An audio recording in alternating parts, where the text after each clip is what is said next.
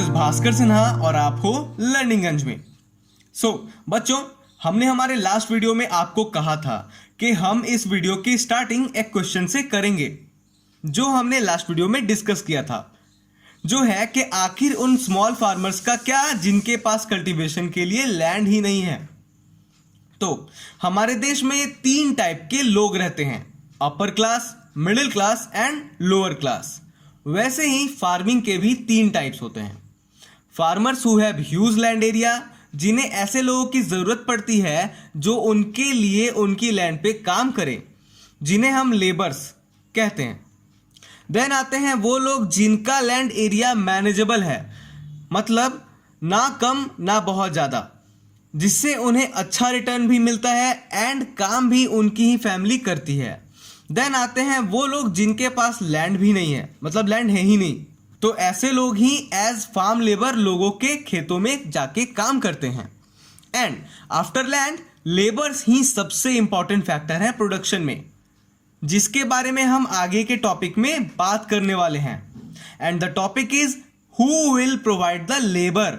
आखिर लेबर कौन प्रोवाइड करेगा? इस टॉपिक में आते हैं।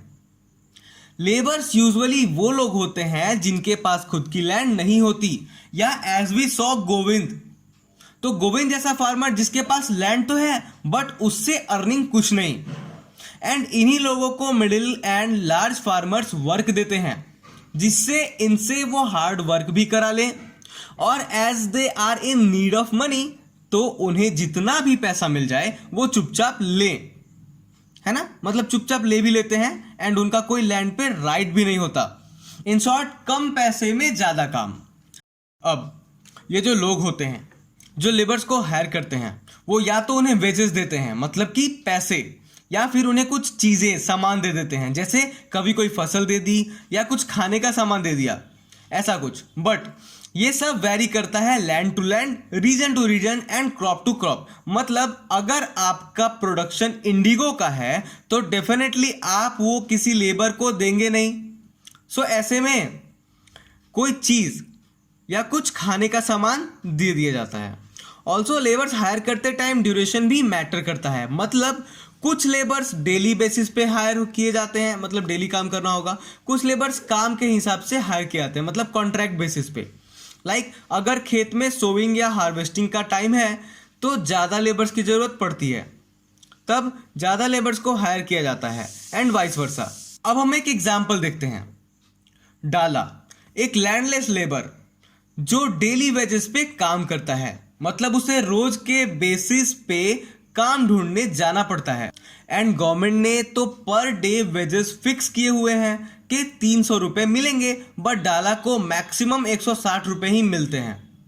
और जहां काम कम है वहां कंपटीशन ज़्यादा होगा, राइट? वैसा ही कुछ यहाँ भी है।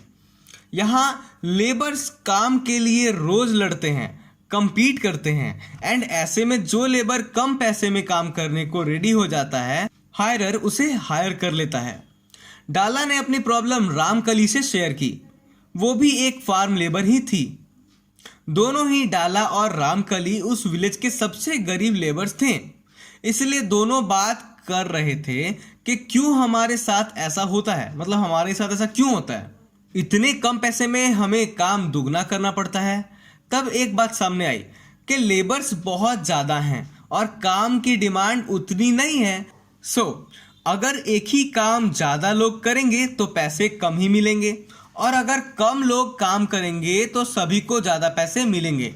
अब हम आते हैं कैपिटल नीडेड इन फार्मिंग पे, ठीक है? तो अब कैपिटल क्या होता है? कैपिटल का मतलब होता है पैसा, मनी। वो मनी जो काम स्टार्ट करने के लिए किसी को भी लगाना पड़ता है। लाइक इन फार्मिंग हमने देखा कि पालमपुर में बहुत न्यू टेक्नोलॉजीज ऑलरेडी हैं, तो वो सारी मशीनरीज लाना, लेबर्स को पे करना, लैंड परचेज करना, फिर सीड्स, वाटर टैंक, बफेलो, जो भी चीज़ें फार्मिंग करने में काम आती हैं वो सब परचेज करने में कैपिटल यूज होता है। अब जो स्मॉल फार्मर्स हैं उनके लिए ये सब परचेज करना पॉसिबल नहीं है, वो इतना सब अफोर्ड नहीं कर सकते, इसीलिए वो लोन लेते हैं या मनी लेंडर्स से पैसे बोरो करते हैं। बट मनी लेंडर को पता है कि जब पैसे की जरूरत है किसी को तो वो कितने भी इंटरेस्ट पे बोरो करेगा। सो वो हाई रेट ऑफ इंटरेस्ट के साथ स्मॉल फार्मर्स को पैसे देते हैं, जिसमें जब उनकी फसल से उन्हें पैसा मिलता है तो वो उसमें से वो अर्न कम कर पाते हैं एंड इंटरेस्ट पे करने में ही सब चला जाता है एंड अगेन वो उन्हीं मनी लेंडर्स पे डिपेंडेंट हो जाते हैं। तो चलिए अब हम आते हैं फार्मिंग एक्टिविटीज के लास्ट पॉइंट पे, जो है sales of surplus farm product. ठीक है, तो अब इसमें सरप्लस क्या होता है? सरप्लस मतलब एक्स्ट्रा, मतलब जो चीज जरूरत से ज्यादा है। किसी पैसे को लगाने के बाद मिला हुआ प्रॉफिट, या जब फार्मर कुछ प्रोड्यूस करता है तो खुद के लिए इनफ अमाउंट ऑफ शेयर उसी में से निकाल के जो कुछ एक्स्ट्रा बच जाता है, ठीक है, जो कुछ एक्स्ट्रा प्रोडक्ट उसके पास बचता है वो उसे बेच देता है। तो ये जो बेचा हुआ शेयर ऑफ प्रोडक्ट है वो होगा सरप्लस, मतलब कि ज्यादा मात्रा। आई होप आपको ये इजिली समझ आ गया होगा। अब ये जो सरप्लस प्रोडक्ट होता है वो फार्मर्स मार्केट में ले जाकर ट्रेडर्स को बेचते हैं, जो फिर बड़े बड़े सिटीज में एंड टाउन में जाके शॉपकीपर्स को बेचा जाता है। बट जितने अमाउंट में ट्रेडर्स फार्मर्स से चीज परचेस करते हैं उससे कहीं ज्यादा अमाउंट में वो सिटीज में जाके उसे बेच के फायदा कमाते हैं। अब जो लार्ज एंड मीडियम फार्मर्स होते हैं ये लोग इस अमाउंट को बैंक में सेव करते हैं, जिससे वो किसी को मनी लेंड कर सके, मतलब जब कोई पैसा मांगना है तो उनको पैसा दे सके, जिससे हाई रेट ऑफ इंटरेस्ट से भी उनकी कमाई हो, या फिर अपने लैंड के लिए ट्रैक्टर्स, HYV सीड्स खरीद सकें। सो हियर वी सॉ कि फार्मर्स में कितनी ज्यादा एक्टिविटीज इंक्लूडेड हैं। अब हम आएंगे नॉन फार्मिंग एक्टिविटीज पे, मतलब ऐसी एक्टिविटी जो फार्मिंग एक्टिविटीज से बिल्कुल अलग है। अब वो क्या है ये हम देखते हैं। हमारा फर्स्ट टॉपिक है इसमें dairy, the other common activity. अब ये डेयरी क्या है? डेयरी वो जगह है जहां हमें एनिमल्स से मिल्क, कर्ड, लस्सी, घी, पनीर, चीज ETC ऐसी चीजें मिलती हैं। तो पालमपुर में सिर्फ 25% लोग ही ऐसे थे जो अदर देन फार्मिंग, मतलब अदर एक्टिविटीज करते थे। जिन वर्क्स में डेयरी फार्मिंग सबसे कॉमन एक्टिविटी थी, तो रोज सुबह पालमपुर के डेयरी फार्मर्स अपने मिल्क प्रोडक्ट्स को रायगंज बेचने जाते थे, क्योंकि वहां शाहपुर के 2 लोगों ने कुछ चिलिंग सेंटर्स बनाए थे जहां पर ये सब चीजें ठंडी करके स्टोर की जाती थी एंड बड़ी सिटीज में डिस्ट्रीब्यूट कर दी जाती थी। तो अब देख लेते हैं सेकेंड टॉपिक, जो है an example of small scale manufacturing in Palampur.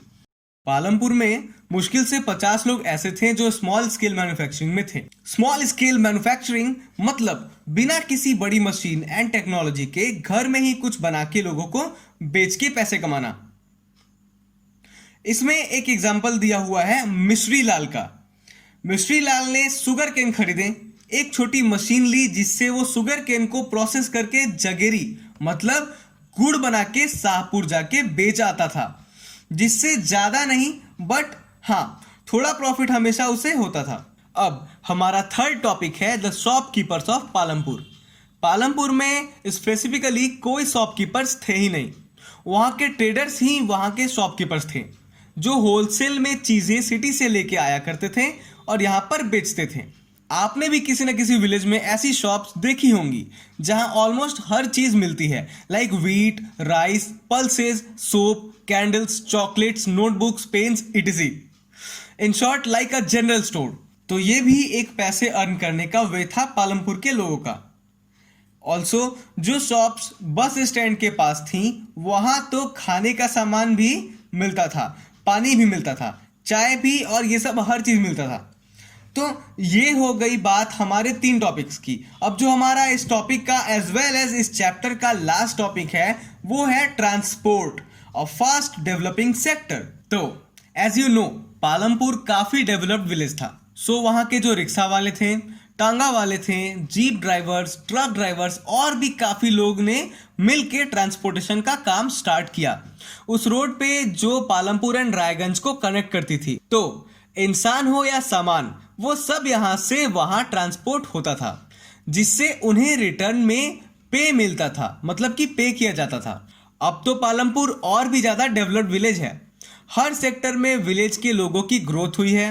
Here we end this chapter a story of village Palampur. अगर इससे रिलेटेड कोई भी क्वेरी या डाउट हो या कुछ हमारे समझाने में गलती हुई हो या कमी रह गई हो तो do let us know in the comment section below. And बने रहिए लर्निंग गंज के साथ। Thank you so much.